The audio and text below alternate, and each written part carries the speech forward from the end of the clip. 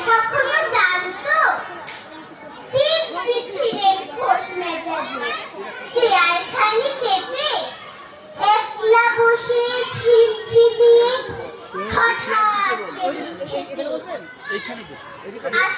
উঠে হাত পা ছুড়ে